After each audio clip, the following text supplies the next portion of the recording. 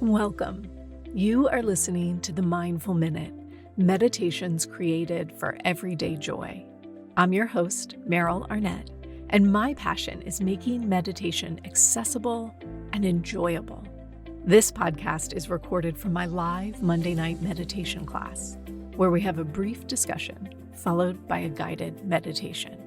If you would like to access these meditation practices as standalone audio files for your daily practice, please subscribe to my newsletter at merylarnett.com. It's free, and you'll receive a new mini meditation each week, along with behind-the-scenes content and bonus material for each podcast episode.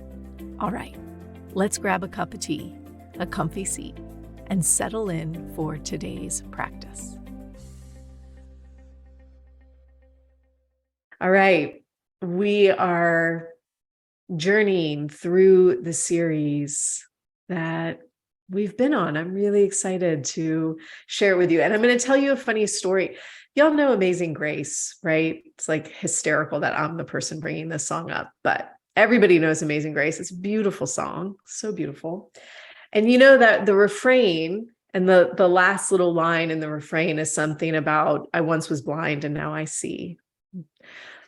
And that sentence, that phrase, that refrain is like the hidden premise of this whole series. That's what I realized as I was writing this, is I've been singing it as I've been writing this series. And I am really thinking about this series as like removing the blinders. We're changing the way we see.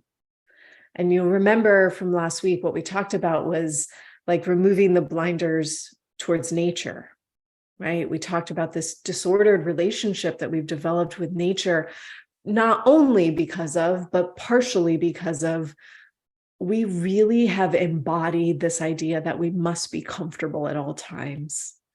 And to go outside is not comfortable all the time. Sometimes it's hot or rainy. You know, this evening, my son had swim team practice. It's like rainy and cold, and he had to go to the pool, which he was fine with. And he did. And he came home, and we're trying to be like, you are now old enough to be responsible for your own things. So like, you're responsible for your water bottle. You're responsible for your swim bag. We are no longer doing that for you. It's not going well. And I said, hey, where are your goggles? And he said, oh, I left them in Dad's car. And I said, well, you have to go get them and put them in your bag so you have them for tomorrow. And he's like, it's raining. I'm going to get wet. Like this whole thing. I was like, you just got out of the pool. You're still in your swimsuit. You can go get the goggles. And it's a perfect example of what we're talking about. It's like, it's raining. I don't want to go outside, get wet. We get wet every day. Right? We all take showers most of the time. Like, so we're thinking about paying attention to our need for comfort. And you'll remember that the premise I laid out in this last class was that comfort very often equates with loneliness, right? The first version of that was our estranged relationship to nature. The way that we don't feel like we're part of the planet that we live on. And I want to keep with this premise, but now I want to expand not just to the natural world, our relationship with nature, but also to our relationship with others. And by others, what I mean is anybody that we perceive in some way, shape, or form to be different than ourselves.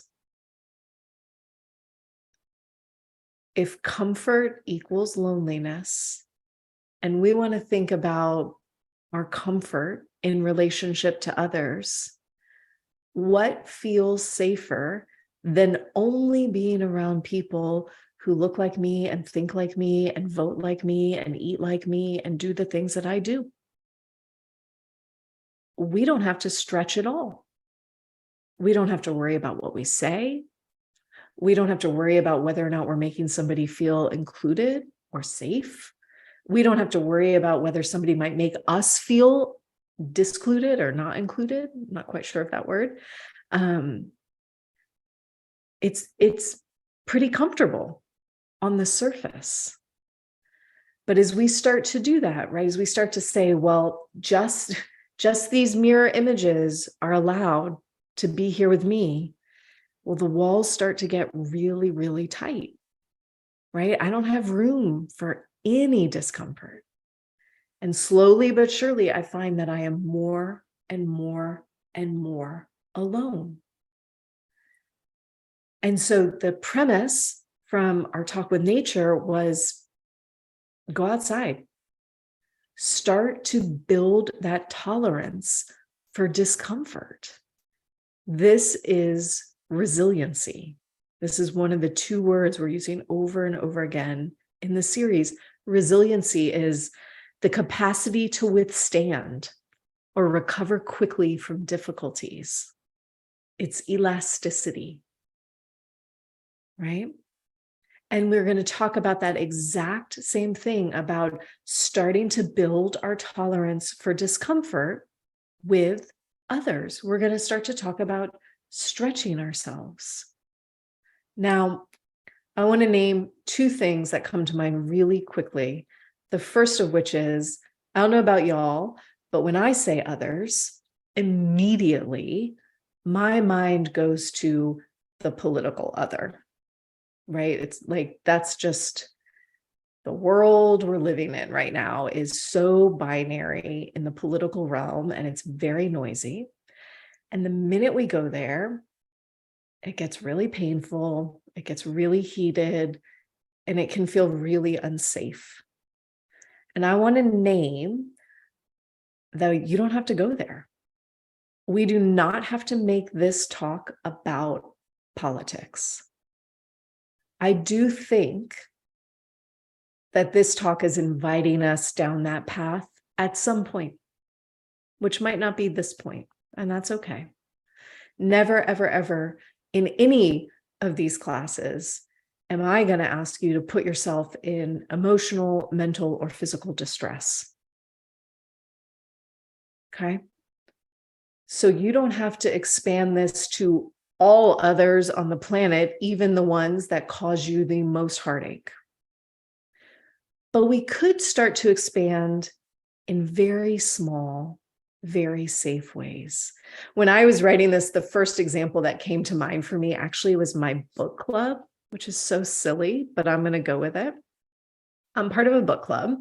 It is our neighborhood book club. So this is not like my friends and we get together once a month and we all already text and hang out and do other things. That's not this book club. This book club is open to any single person in this neighborhood. I live in a neighborhood with 100 plus homes, I think. And anybody in the neighborhood can show up. And I knew two people in the group when I decided to start going. And it meets on Tuesday nights at 7:30. Now, I don't know about y'all, but most nights at 7:30, I'm like, let me get these kids in bed and get my jammies on and sit down and watch the next episode of Wednesday. I don't want to get up and get dressed and go to a book club. Every month I think that. And sometimes they pick books like I probably wouldn't choose to read it on my own. And every month I go. And every month when I leave, I am so glad I went. Because I talked to somebody that I had never met before. Because I got to hear a whole bunch of different opinions on a book that I also have opinions about. That I got to experience having conversation and laughing and feeling connected. And then the next time I go for a walk in the neighborhood, I might see one of those people from book club and I can wave and be like, oh my God, I know that person now. And I have never once regretted going to that book club. And yet every month it's tomorrow night. And I already am like, am I going to go? Now I know I'm going to because I just named it for y'all. But I think it every month because it's a stretch to do that. It's not like I'm walking into a room full of friends. That's so different. This is a stretch. And it might seem really silly, but that stretch is building that resilience, right? It's teaching me, it's giving me that skill of like, I won't necessarily regret this, even though it's a little hard, even though it's a little uncomfortable. And I think so often, Brene Brown has that fabulous phrase, people are hard to hate up close, move in. Do you know that phrase? I love it. People are hard to hate up close, move in. And she's asking us, that sentence is asking us to stretch in some little way. Here's another, this is another such a silly example, but it's where I want to go with tonight's talk, is like, it doesn't have to be the hardest, scariest people. And I also know, like, for the people on the call, I don't know about everybody on the podcast, but the people on the call, I know that I'm preaching to the choir a little bit. I know that you guys engage. I know that you don't self-select out of groups, right? That you care about others. And I think that even if that's the case, it's so worthwhile to consciously name our relationship with others, like this blanket other, and think about where we might not be seeing other people or other experiences, because we can't see them all. We can't know them all. And we can be curious about that. So here's my other silly example. Y'all know we're mountain people. We go to the mountains all the time. This was years ago, and I know I've shared the story before. I remember sharing it before with you guys. But years ago, we're driving on the Blue Ridge Parkway. We're up in the Smoky Mountains, and we stop at a rest stop, and it has like a little park ranger stand where you can get maps and stuff, and a concession, a little gift shop, all that stuff. And we go in and we're poking around, and we bought something, some snacks or something. And we're checking out, and the park ranger that's at the checkout is a little old lady. She says, "Oh, where are y'all from?" We said, "Atlanta." She goes, "Oh my God, I went to Atlanta once, and I drove on 285, and it was so scary. I've never been so scared in my life. How do y'all drive that fast?" And as she was saying that to me, I was having this whole internal dialogue where I was thinking, oh my God, you are the person driving 35 miles an hour on the highway that I am stuck behind, screaming in my car, going, "Get out of my way. I'm going to die on the highway because you are going so slow," right? That's who you are. And I met you, and you're lovely, and you're right. If you don't drive on a 6-lane highway going 80 miles an hour every day, I bet that's scary as everything. I think it's scary sometimes, right? Like, I totally get that that's scary. What's interesting about that very silly moment is every time I'm on 285 or any highway and somebody's driving really slow, and I feel that, like, oh my God, we're going to die because you are driving so slow on this highway. Get out of the way. I think of that woman. And suddenly the other, which is in a one-dimensional, faceless being in a car that is going too slow, becomes a full-bodied, 3-dimensional human that has very real emotions, one of them being fear. And it gives me that momentary hiccup of, oh, maybe I don't need to be so mad. I could go around, and I am definitely going to hope that I don't die on this highway going 35 miles an hour while I wait to go around you. But you're a whole person. You are not just the slow car in front of me. And I really think that's what I want us to think about when we're talking about our relationships with others, because other so easily becomes a faceless, one-dimensional, void of emotion thing that we don't spend any time thinking about. And the moment that thing becomes a face with emotions that we too experience, I really think it sets us on the pathway to healing and wholeness, right? All those people that show up at book club, we don't think the same. I've never asked, but I'm positive we don't all vote the same, right? I bet it's a 50-50 split, just like most of the country. And we talk about books and our yards or whatever neighborhood gossip is happening in the moment. There is something to this capacity to build a relationship before you state, oh, well, I know we're not going to agree on this, so we better not even have that conversation. It might get uncomfortable. So I want to go back to Brene Brown's quote, which I paraphrased before, but I'm going to read you like this is the full quote from her book. People are hard to hate close up. Move in. Speak truth to bullshit. Be civil. Hold hands with strangers. Strong back, soft front, wild heart.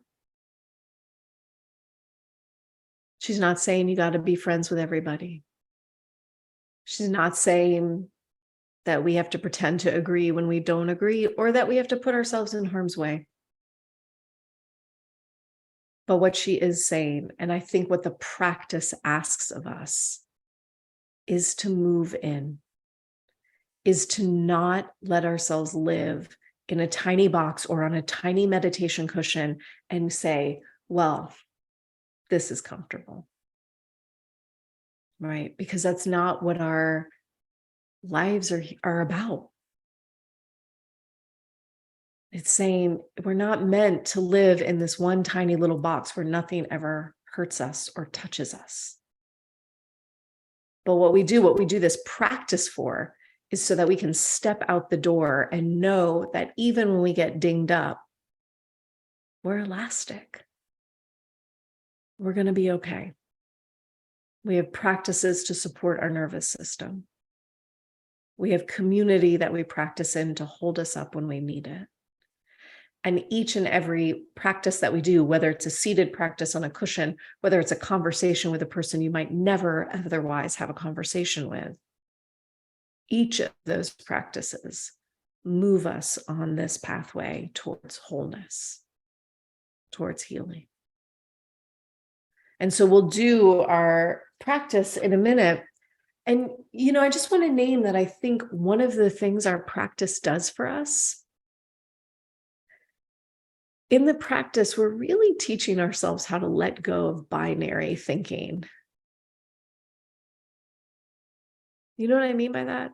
Like when we sit and meditate and all these thoughts come up, this is the one time that we're asked to not say good thought, bad thought, right, wrong, true, false. We're not asked to, there's no choice to make. There is no basket that we have to place it in and say definitively, this is the thing. And almost everything in our life asks us to think in such binary terms. It is this or that. You are like me or against me. The practice is teaching us how to engage with our thoughts in a place that is all grays, unknown, paradoxical. And every time we do that, it's building that tolerance for us to say, this doesn't have to be right or wrong for me to participate in it. I can engage in a space of both and, or unknown, or curiosity.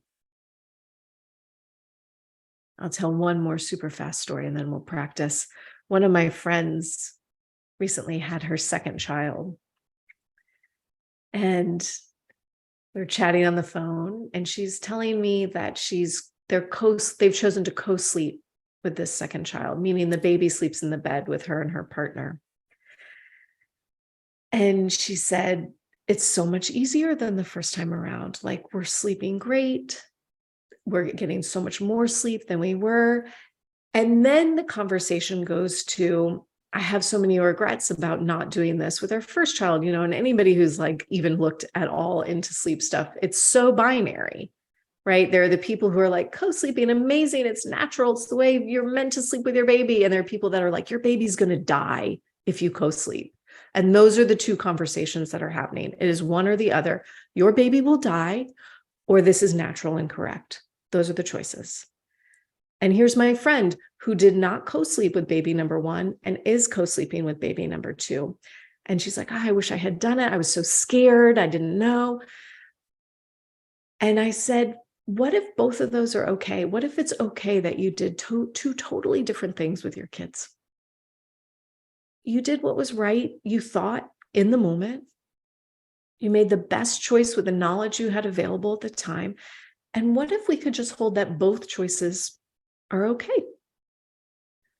And I think that's what this practice is asking us or teaching us how to do, is to see binary thinking and to say, I'm just going to sit right here in the middle of all that. One foot on both sides. Okay, so why don't we try that in our practice? Yeah. Go ahead, take a moment, get some comfortable seat. Oh, I see the chat, some conversations. Okay, good. Book club every single month. Yes, Nadia. I'm so glad I'm not the only one. Dialectical thinking, Sarah. Yes, completely. Okay, so let us get situated.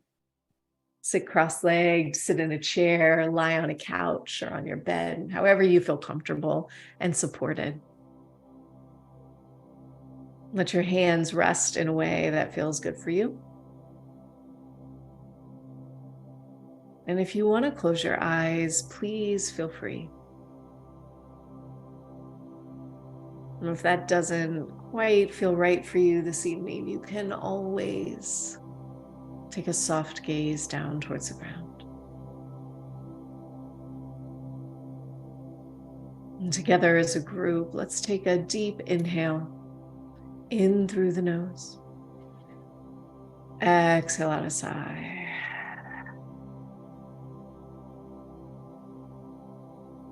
And we'll just do that again, inhaling deeply. Exhaling out a sigh.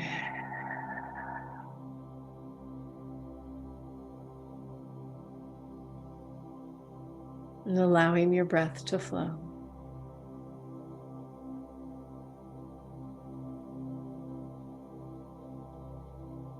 Allowing your body and your mind, all of you, to land right here.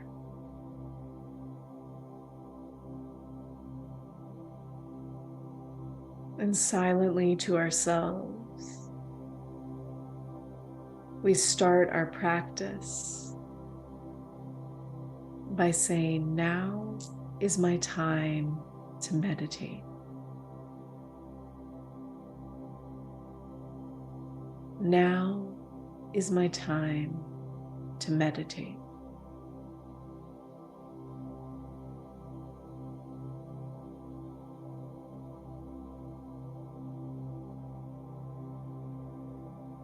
And as you say those words to yourself, I wonder how much more you can sit down.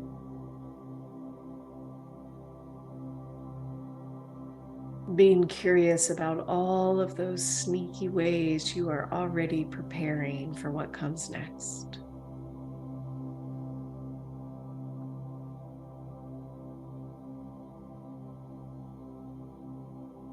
And as you feel yourself landing fully in your seat,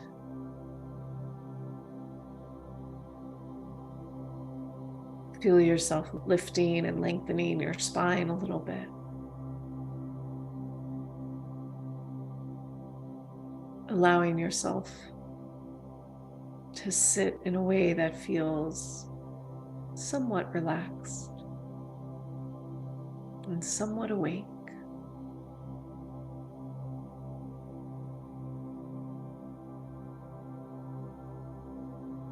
Crown of your head is lifted.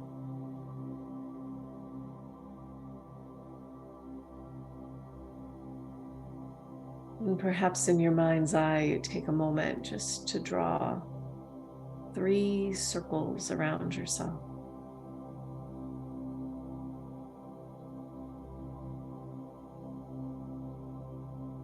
These 3 circles protecting us from all the outside noises and distractions.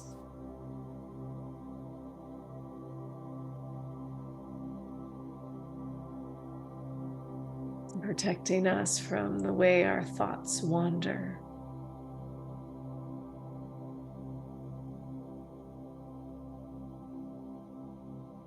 And protecting us from all the stories we tell ourselves.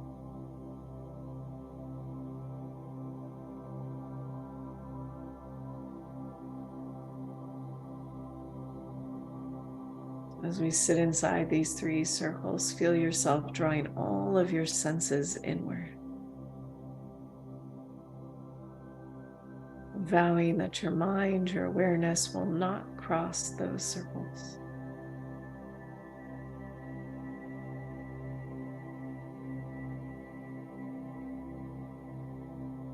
From inside yourself, you feel your forehead smoothing and broadening.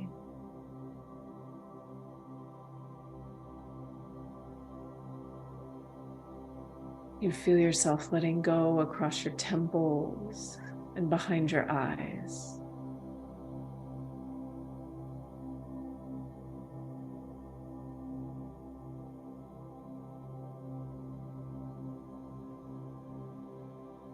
Softening the jaw and the inside of the cheeks.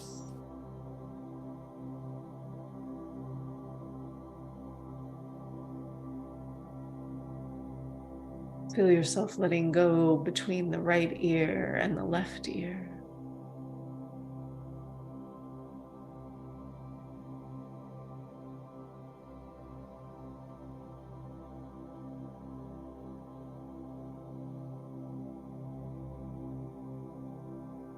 Imagining your shoulders softening.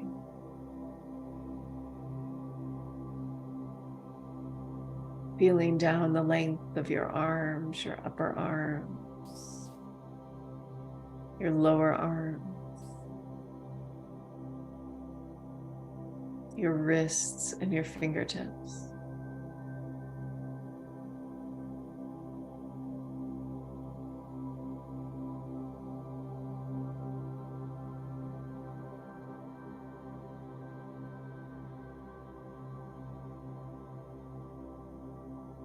Imagine or invite yourself to let go of the muscles across your chest.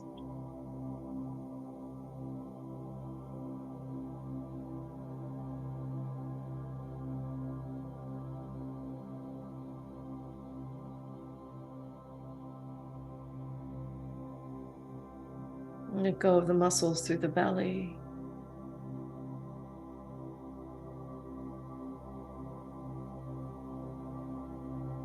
Softening across your hips, thighs,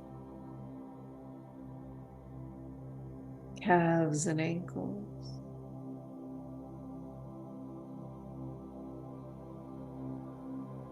Feeling all the way down into the soles of your feet.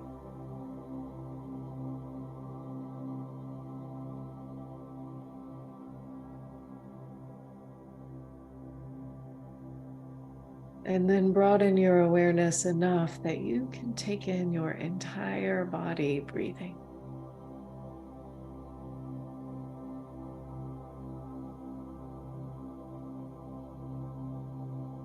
You feel the subtle way your body expands as you breathe in.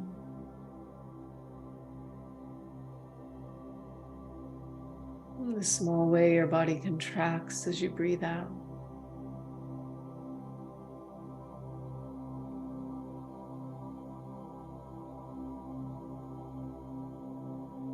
And maybe you notice that simply by taking the seat of meditation,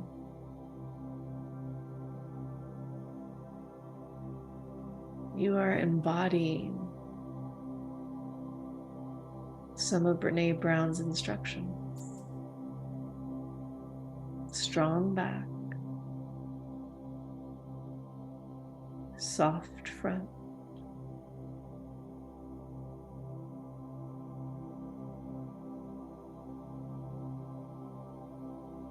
And as we sit here and we breathe, we feel each pulsation of breath.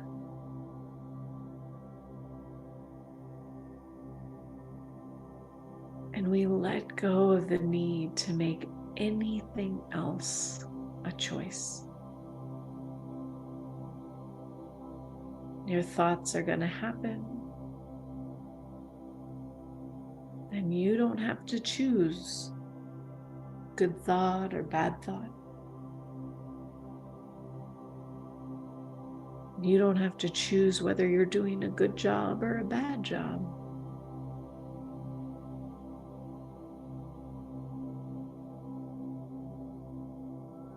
We simply sit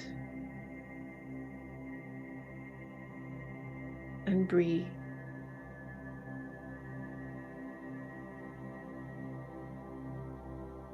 We allow ourselves to feel whatever it is we're feeling.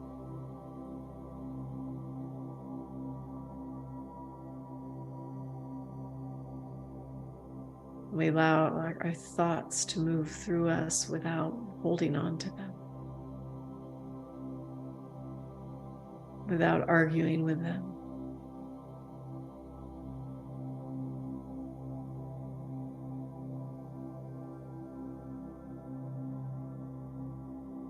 We simply sit inside ourselves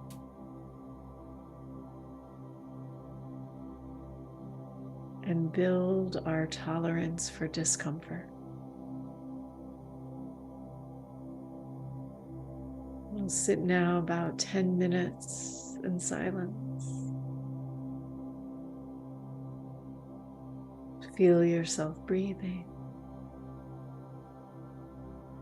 And let everything else rise up and fall away just as it wants to.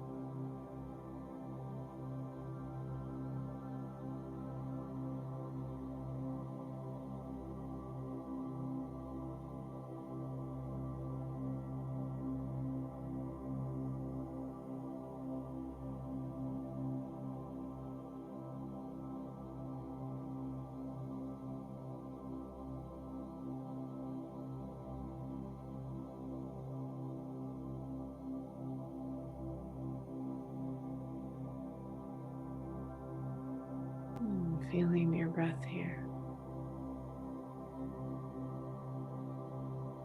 Noticing where your mind is and bringing it back to yourself if it's left.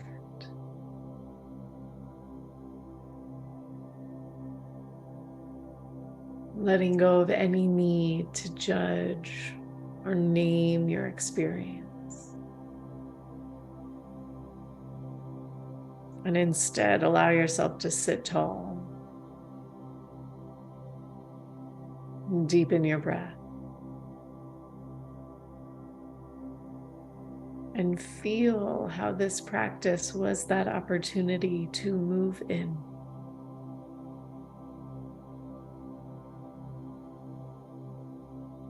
When you're ready, you can wiggle your fingers and your toes.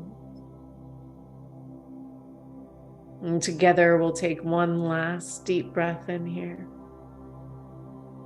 Exhaling out a sigh.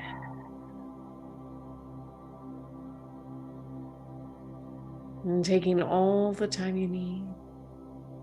Let go of your practice to blink your eyes open again. Thank you, guys.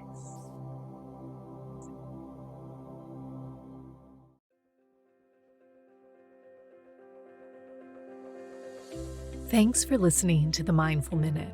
If you enjoyed today's episode, please consider sharing it with a friend or leaving me a review wherever you get your podcasts. This helps others to find the show, and let's face it, we could definitely use more meditators in this world. The Mindful Minute is recorded on Muskogee land and produced with the support of Madeline Day Production Management and Brianna Nielsen Virtual Assistants. To join my live classes, ask questions, or learn more about my teacher trainings, please visit merylarnett.com. Thanks again for listening. I'll see you guys next week.